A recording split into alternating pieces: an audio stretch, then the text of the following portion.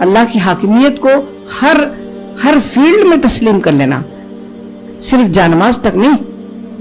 میرے شادی بیاہ میں، میرے پڑھنے لکھنے میں، میرے بچوں کی پرورش میں، میرے بزرگوں کی تابعداری میں، میرے عزیز و قریب کے حقوق میں، ہر جگہ خدا کی حاکمیت ہو، ہر فیلڈ میں ہو۔ اس کے لیے بہت صبر کی ضرورت ہے۔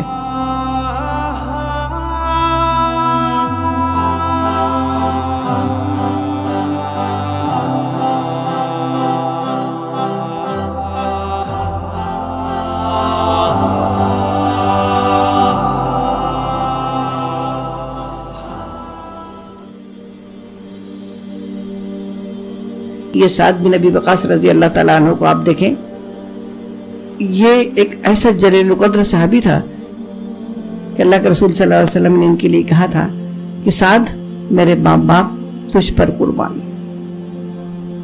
فدا امی اور ابی کا لفظ صحابہ کرام اللہ کے رسول کے لیے بولا کرتے تھے، اور اللہ کے رسول نے یہ سعد بن ابی وقاص کے لیے بولا کہ فدا امی اور ابی، سعد تیرے اوپر میرے ماں باپ قربان ہوں۔ یہ جنگ احد میں کہا تھا آپ نے، کسی صحابی کو آپ نے نہیں کہا۔ اور وہ سعد بن ابی وقاص جب کہتے ہیں کہ وہ شروع میں ایمان لانے والوں میں، یہ عشر مبشرہ میں سے ہے۔ عشر مبشرہ کا کیا مطلب ہوتا ہے؟ وہ 10 لوگ جن کو اللہ کے رسول نے دنیا میں رہتے ہوئے جنت کی خوشخبری سنائی تھی۔ ٹکٹ ایشو ہو گیا، چلو انٹری کارڈ ہو گیا، آدھار کارڈ مل گیا، چلو اب تو پاس۔ تو یہ 10 لوگ تھے جن کو ایک موقع پر آپ نے اکٹھا آپ نے ان لوگوں کے بارے میں کہا تھا جنتی ہیں۔ تو یہ سعد بن ابی وقاص جیسے یہ کہتے ہیں کہ شروع میں یہ ایمان لائے تھے، تو آپ اپنے بارے میں کہتے ہیں کہ میں انا ثلث الاسلام، ثلث تیسرا، یعنی میں تیسرا شخص ہوں وہ کہ جو اسلام لایا تھا۔ یعنی حضرت ابوبکر صدیق اور زید بن حارثہ، بچوں میں حضرت علی تھے، عورتوں میں وہ چھوڑ دیجئے، یعنی مردوں میں وہ کہہ رہے ہیں کہ میں ثلث الاسلام، میں ثلث تیسرا تھا۔ وہ کہتے ہیں کہ ایک دن میں نے خواب دیکھا، اور وہ خواب کیسا تھا؟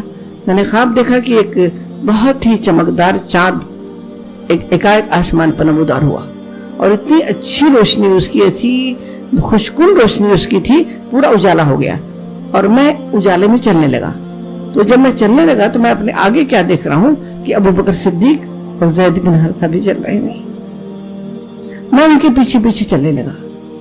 وہ کہتے ہیں جب صبح ہوئی، خواب ٹوٹ گیا، صبح ہوئی میں فوراً اللہ کے رسول صلی اللہ علیہ وسلم کے پاس گیا۔ مجھے پتہ چل گیا تھا کہ یہ لوگ اسلام قبول کر چکے ہیں، اور یہ سعد بن ابی وقاص حضرت ابوبکر صدیق رضی اللہ تعالیٰ عنہ کی دعوت سے ہی اس طرح متاثر ہوئے تھے۔ وہ خواب دیکھا ہوئی ایک الگ بات تھی۔ اب سوچو کہ انہوں نے کتنے کارنامے انجام دیے، ابوبکر کا اس میں پلس ہوتا رہا کہ نہیں؟ ابوبکر کی اپنی خود کی نیکیاں اتنی تھیں کہ اللہ کے رسول صلی اللہ علیہ وسلم نے کہا کہ اگر ابوبکر کی نیکیاں ایک پلے پر رکھ دوں اور پوری امت مسلمہ کی نیکیاں ایک پلے پر رکھ دوں تو ابوبکر کی نیکی بھاری ہو جائے گی۔ وہ تو خود ہی امیر تھا نیکیوں سے، مگر جو پلس ہوتا گیا، کس کو دعوتیں دی، کون عمل کرتا رہا، اس کے عمل میں کمی نہیں ہوگی آپ کے، مگر آپ کی وجہ سے کوئی آیا تھا تو اس کے برابر آپ کو بھی ملے گا۔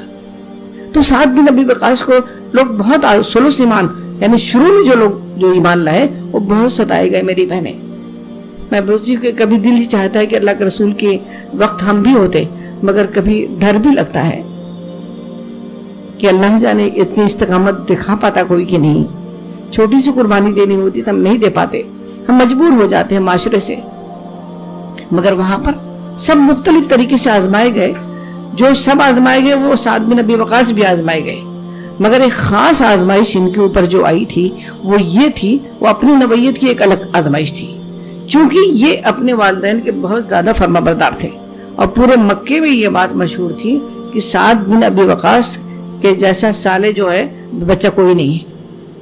آپ سوچیں، وہ اپنے والدین سے بہت زیادہ شدید محبت کرتے تھے، کبھی آنکھ اٹھا کے ان سے بات نہیں کی تھی۔ تو مگر جب آپ صلی اللہ علیہ وسلم، جب سعد بن ابی وقاص جب ایمان لائے تو ان کی ماں کو بہت ناگوار ہوا۔ وہ کہتے ہیں کہ لوگوں کو ایسا محسوس ہوتا تھا کہ جیسے کوئی بدکار اپنی بدکاری کو چھپائے۔ اب تو بدکاری بھی نہیں لوگ چھپاتے، مگر وہ جیسے بدکار چھپاتا نا کہ کہیں کسی پڑوسی کو نہ پتہ چل جائے، یہ وہ دور تھا کہ جب سعد بن ابی وقاص رضی اللہ تعالیٰ عنہ ایمان لائے، اور پھر اس کے بعد جب ان کی والدہ ڈٹ کے کھڑی ہو گئی، کہنے لگی سعد تمہیں یہ راستہ چھوڑنا ہوگا، نہیں تو میں کھانا پینا چھوڑ دوں گی، ایک طرف بھوک ہڑتال پہ چلی جاؤں گی، اور پھر اس کے بعد میں اپنی جان دے دوں گی اگر تم نہیں ہے۔ اور واقعہ اس نے کھانا پینا چھوڑ دیا، ایک دن 2 دن، پھر اس کی حالت ایک دم خراب ہونے لگی سعد بن ابی وقاص کی ماں کی۔ پھر اس کے بعد اب سوچو کہ اس بچے کی کیفیت کیا ہوگی جو اپنی ماں سے اتنی شدید محبت کرتا ہو۔ اب اس آزمائش میں اب اللہ اس کے ایمان کو تول رہا ہے، ایک طرف ماں تھی، ایک طرف ایمان تھا۔ تو جب پھر سارے خاندان والوں کو ساروں کا پریشر آ رہا ہے کہ سعد تمہاری وجہ سے تمہاری ماں مر رہی ہے۔ پھر ایک دن سعد نے بھی فیصلہ کر لیا کہ اپنی ماں کو یہ بتا دوں میں۔ اچھا وہ ماں بھی کیسے حوالہ دے رہی تھی؟ وہ حوالہ دے رہی تھی تمہارے دین، تمہارے اسلام میں والدین کی کتنی اہمیت ہے۔ تمہارا محمد کہتا ہے کہ اپنے ماں باپ کی بات کو مانو۔ قرآن کی آیت نازل ہو گئی کہ اگر تم کو تمہارے والدین شرک کرنے کو کہیں تو ان کی اطاعت نہ کرو، آپ نے پڑھا۔ تو وہ آیت سعد بن ابی وقاص کے لیے نازل ہوئی تھی۔ پھر انہوں نے بھی ایک عزم کر لیا اور اپنی ماں کے پاس گئے اور کہا کہ میری ماں، میری امی، میں تجھ سے بہت محبت کرتا ہوں، تو جانتی ہے میری مثال ہے، مگر ایک بات میں آپ کو یہ بتا دینا چاہتا ہوں کہ اگر تو چاہتی ہے کہ تو اس بات سے خوش اگر ہوگی کہ میں یہ دین جو محمد لائے چھوڑ دوں، تو میں تجھے یہ بتانے آیا ہوں کہ تیری تو ایک جان ہے۔ اگر میں تجھے یہ کہنے آیا ہوں اگر تیرے اندر 70 جانیں ہوں اور ایک ایک کر کے مرے تو بھی تیرا بیٹا یہ دین کو نہیں چھوڑے گا۔ یہ تھا وہ عزم، یہ تھا وہ صبر میری بہنیں، جو کہتے ہیں کہ سر تسلیم خم کرنا یہ کوئی معمولی لوگ مسلمون، یہ بندہ کہہ کے دیکھے کہ میں نے تیری اطاعت کو تسلیم کر لیا ہے، میں نے تیرے سامنے میرے رب میں سر تسلیم خم کر چکی ہوں۔ کہنا آسان ہے، اپنے آپ کو اللہ کی اطاعت میں دے دینا، اللہ کی حاکمیت کو ہر فیلڈ میں تسلیم کر لینا، صرف جانماز تک نہیں۔ میرے شادی بیاہ میں میرے پڑھنے لکھنے میں، میرے بچوں کی پرورش میں، میرے بزرگوں کی تابعداری میں، میرے عزیز و قریب کے حقوق میں، ہر جگہ خدا کی حاکمیت ہو، ہر فیلڈ میں ہو۔